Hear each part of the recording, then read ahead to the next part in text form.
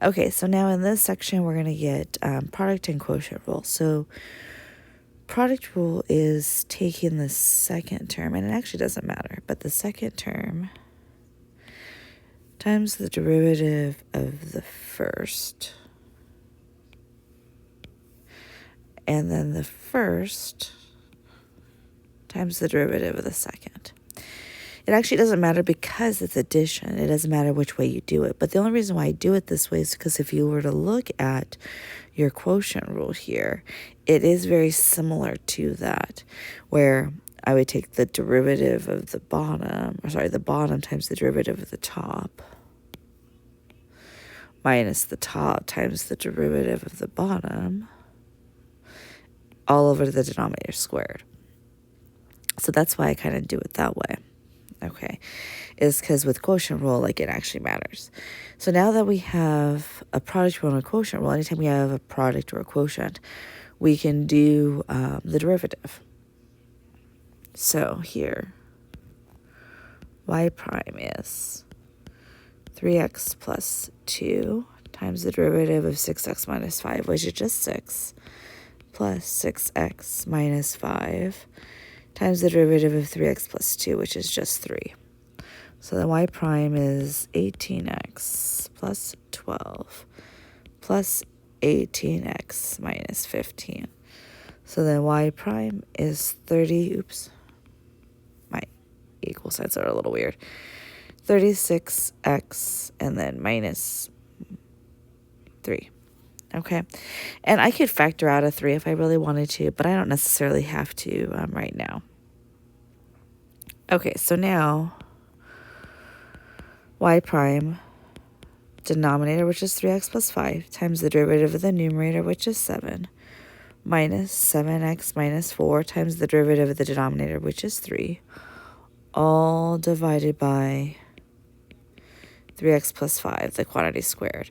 And now when you do this and you simplify this, all I'm going to want actually is for you to simplify the numerator. I don't need you guys to, do the 3x plus 5, the quantity squared, and multiply that out unless a multiple choice quiz or test or review assignment has everything multiplied out.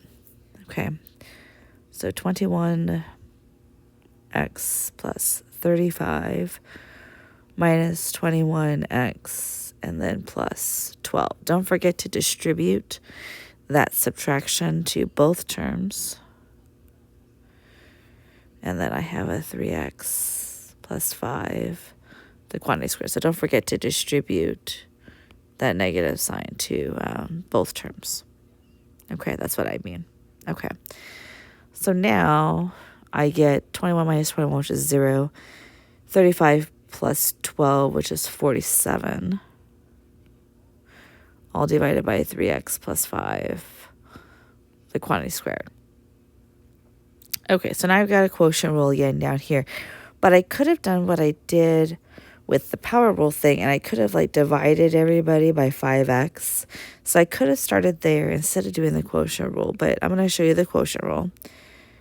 So f prime of x is equal to the denominator, which is 5x, times the derivative of the numerator, which is 8x minus 3, minus 4x squared minus 3x plus 7, times the derivative of 5x, which is 5, all divided by 5x, the quantity squared. Okay, so now I get a 40x squared minus 15x.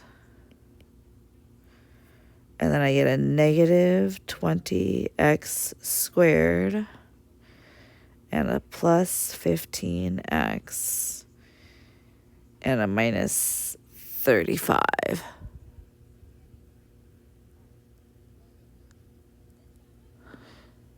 Okay, so now just make sure that we did this right. 20x squared, 15x to 35. Okay, and this is all divided by 25x squared. So now I have a 40x squared and a 20x squared, which gives me a 20x squared. Negative 15 plus 15, that goes away. And then a minus 35. oops, all over 25x squared. Everybody's divisible by 5. So I get a 4x squared minus 7 over 5x squared. All right, so now, again, find the derivative. So f prime of x is tangent of x. And then remember that this is x to the 1/3 power. So that's 1/3 x to the negative, 2/3 plus x to the 1/3 times secant squared of x. So f prime of x, 1/3 x to the negative 2/3 tangent of x plus x to the 1/3 secant squared of x.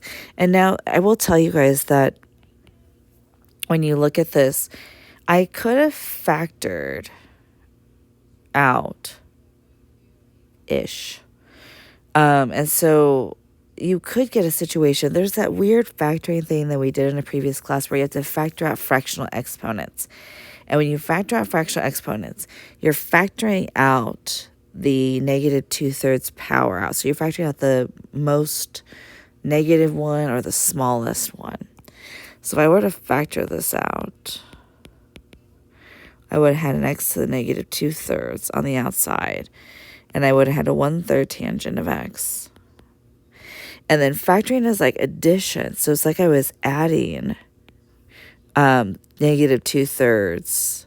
Sorry, I was adding a positive 2/3 to the 1/3 because it's actually really subtracting a negative 2/3.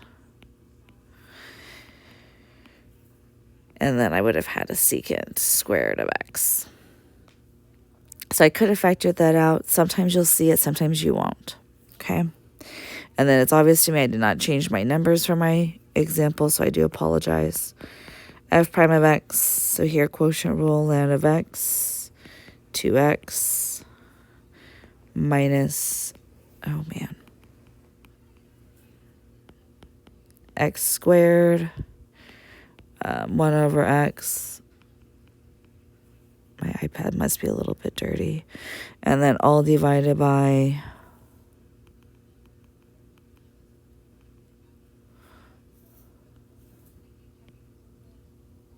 yeah, see, it's all dirty like right there. It's going to bother me though if I yeah, see it. Sorry about that. Okay. Okay. All divided by ln of x, the quantity squared. So then I get 2x ln of x minus x all over ln of x, the quantity squared. And sometimes you might see it actually as the ln squared of x. It just kind of depends on the way College Board does it. Okay. All right, so now we are to our check for understanding. What you're going to want to do is you're going to want to pause the video, and you're going to want to try to do these problems on your own, and then you're going to want to unpause the video and see if you got the same answers that I did. So go ahead and pause the video right now and try it on your own. All right, so we're back. So I should have had y prime is equal to 6x plus 4. So then y prime at 0 is 6 times 0 plus 4. So y prime of 0 is equal to 4. And then here, find the derivative at that point. So I'm going to use a quotient rule. X minus 1 times 2 minus 2x times 1, all divided by x minus 1, the quantity squared. So I get 2x minus 2 minus 2x, all divided by x minus 1, the quantity squared. So I get a negative 2 divided by x minus 1, the quantity squared. So I'm plugging in a negative 1, so that gives me y prime at negative 1 is equal to negative 2 divided by negative 1 minus 1, the quantity squared. So that would give me y prime at negative 1 is equal to, that's negative 2 in the top and 4 in the bottom, so that gives me a negative 1/2.